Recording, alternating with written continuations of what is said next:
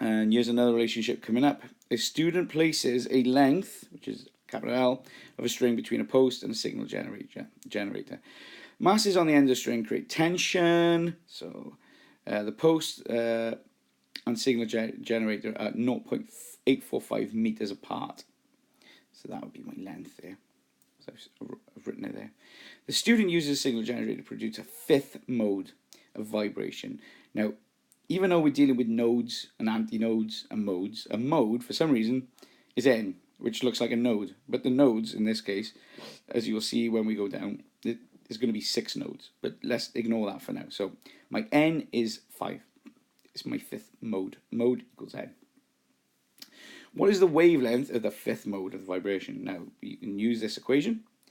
Again, this is not given to us for some reason. But that's all that's telling us is, and if we look down here, my length is equal to the number of these nodes. So if we think of if it was just one node, okay, it's just going to be 1/2 of a wavelength, which is why it's wavelength over 2. So that could be one way to remember this equation. Sometimes you'll see the N written before the, sorry, that was not very good. Sometimes you'll see L equals N wavelength over 2 like that, so the N before it. So that's all that's saying really, is that your 1/2 a wavelength, so this is one mode, sorry. So the length of that is equal to 1 of them times pi over 2 times the 1/2 a wavelength. So if you had a full wavelength, it wouldn't be pi over 2 anymore, would it? It would literally be 2 times pi, because you'd have 2 modes, so it'd be 2 times pi over 2. So your 2's will cancel out. It's just wavelength then. Your L is equal to your wavelength, and that's all that means. So I've used this. I've rearranged it. It's quite difficult to rearrange like that. So I've done it one way again. Now this is only worth 2 marks. A lot of marks. Lot of work for 2 marks. So I've done it one way, so the L is worth 0.845 and equals 5, because it's 5 nodes, it's fifth mode, times, I keep saying nodes, sorry, it should be mode, 5 times the wavelength. I don't know my wavelength, so I've left it at that, over 2. Now I'm going to multiply both sides by 2 to get rid of this 2. So 2 times 0. That, and then gives me 5 wavelengths, and then I've done the calculation there. So 1.69 equals 5 wavelengths. If I want to get wavelength on its own now, I need to divide both sides by 5. So wavelength is equal to 1.69 over 5, which gives me 0.34 meters. Again, 2 marks. Well, no, that's not even the 2. This is the 2 marks up here. Or you can remember this equation, which is wavelength gives, equals 2 lengths over your mode.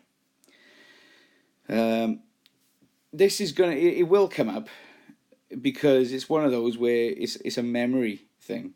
So if you can remember these, or if you know how to, if you can remember either both, because it's not going to come up any other way, or if you know how to rearrange from your numeracy skills, that's gonna see you in good stead. So this is not in your formula on your formula sheet at the front of the book, which is sad really, because there we are. And then for 2 marks there, we got one of the easiest questions in the world. If you know that a node where it crosses this line, so I got 6 nodes, 1, 2, 3, 4, 5, 6, and then so I must have 5 antinodes. 1, 2, 3, 4, 5 is just the peaks of the trough. An antinode, which is the same as a mode really. So the antinode is the same as a mode. It's just the mode is 1/2 a wavelength. So there's 1, 2, 3, 4, 5. 2 marks. Simple. And then explain how a stationary wave is formed. All right, so one end of the wave must be reflected, so it must be attached to something.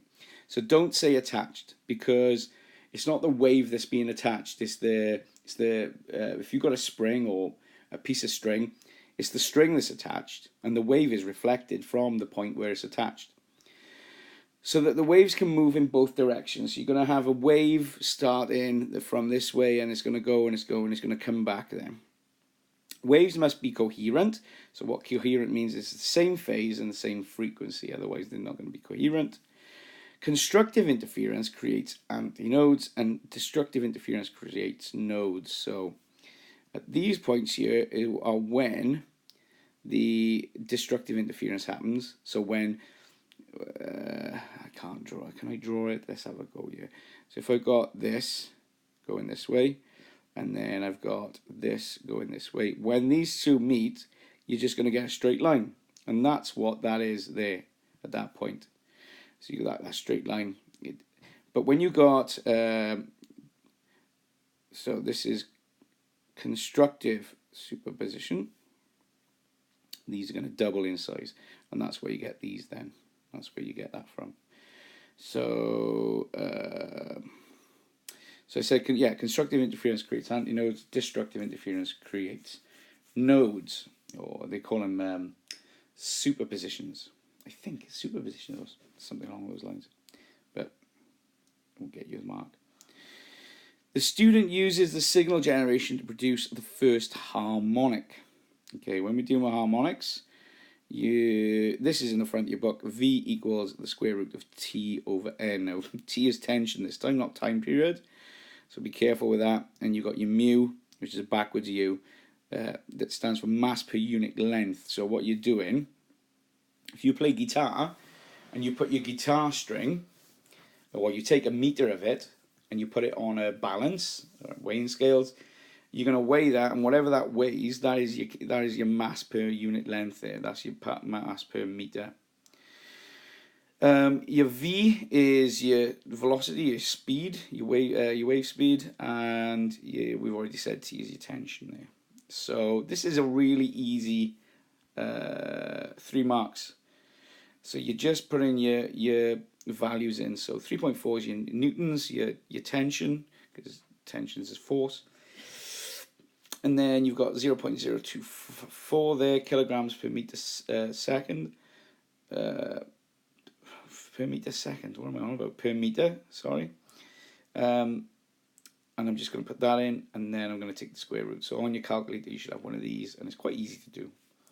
You can hear about my voice when I'm quite tired, which is why I'm making so many mistakes. Right, diffraction pattern is seen below. We didn't actually go through this in class. Well, it depends who's watching, actually. It wants you to label these. So label a central maximum, a bright fringe, and a dark medium. So your central maximum is always this, the bright spot in the middle. And then you've got these dark minimums, okay? So, I mean, you could take a punt at this. And then you've got these bright fringes. So that's 3 marks, I guess, is it? Yeah, nice 3 marks there. Describe how the diffraction pattern shown forms. I'm going to say wave path through a diffraction grating. So the diffraction grating is like those. It's a little piece of metal with lots of tiny little slits in, and when you shine light through that, the light sort of is going to get split, and then it diffracts. Obviously, I've got a little diagram down here that I've got a diffraction grating with 2 slits in here, and when the light shines, you're going to get that diffraction there, and you're going to get interference here. So let's go back to what I've said. Each slit will form a wave, like we just saw. These waves produced will interfere due to a path difference. So you can see them. You can see them interfering. But here you're going to get constructive and destructive. And I've said, so yeah, you've got your constructive superpositions, your constructive interference, sorry, or both, produces a bright spot, because it's where the wave is magnified, really. It gets doubled. And you've got that destructive superposition produces the dark spots, like I just shown in the other video, where it kind of goes flat instead of doubling in size. And then a use of diffraction gratings for 1 mark. Well, I've got 3 things I could say. You can identify gases with them. Yeah, and you can split light with them. And you can identify chemical makeup of objects. This is how astronomers know what different stars and things are made up from, because they've got unique characteristics. And we can tell that from using these diffraction gratings. We can see quite a bit from it, without getting too much in depth. But there's 3 uses there, and you only need one. So that's that paper. Hope you've enjoyed this as much as me.